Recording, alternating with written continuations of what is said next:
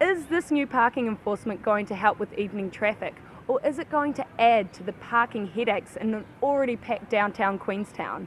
LWB-TV is out to review the first initial stages of this parking enforcement and get a whiff of the public and experts' opinion and to see who's at benefit. It's straw poll time!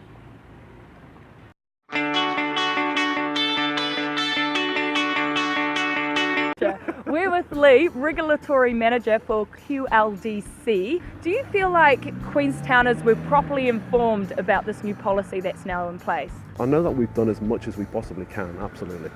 Did you know about the new parking enforcement that's now in effect? Not until you told me. Yeah, I heard about it about a couple of weeks ago.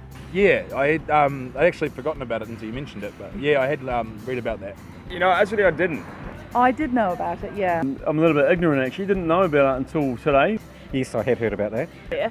Can you explain to us what this initiative is supposed to be for? So we're trying to increase that turnover of availability of those parking spaces. So people coming into town to go and have a meal, to go and have a beer, can they get into town to do that? Why can't they just start the restrictions at like 6:30 or 7 or something? At least then people can still get to dinners.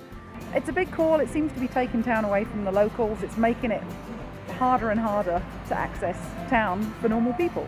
No, not really. I mean, I see it as good because it's just all pretty chaotic after 6 o'clock and everyone can just do whatever they want. So at least it keeps things moving, but then it just makes it harder for people as well. As General Manager for Downtown Queenstown, what was the majority vote with businesses? We sort of had most of our retailers who were kind of happy with the idea of turning cars over, and then we had a lot of our restaurateurs who are kind of concerned about it, so it was kind of divided. Do you think it's going to be beneficial for your business?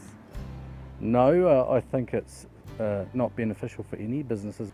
I mean, 6 o'clock to 9 o'clock is not really peak traffic. We've got 2 hours to eat and drink and get out, which I suppose is possible, but it just doesn't. Yeah, the restrictions around that time of night don't really seem warranted or necessary. I think it's symptomatic of the council's lack of understanding and engagement with small businesses in the community. What do you think about it? Oh, I think it's got to be done. There's a lot of people taking the piss as far as parking's concerned.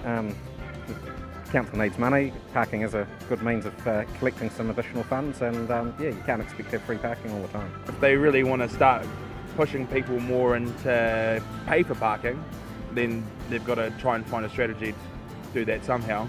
So obviously this is going to gain a bit more revenue for QLDC. Where is this new additional revenue going to go towards? Not necessarily. I mean, if people are following the rules, then there's not going to be any increased revenue in any way, shape or form. Oh, look, I mean, there is obviously some revenue will come in from this. It can offset the costs of other things we need to do, like public transport. Is there plans in place to look into public transport?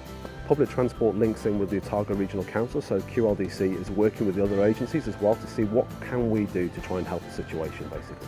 Better public transport. Yeah, just probably better public transport. This sort of feels to us like it's tinkering around the edges, and we want to get some of these big projects underway which will actually really deal with the situation.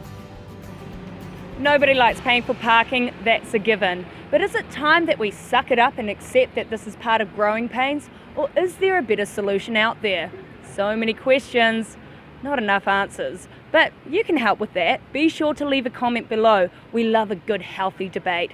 You've been watching LWB TV. I'm Lauren Preble.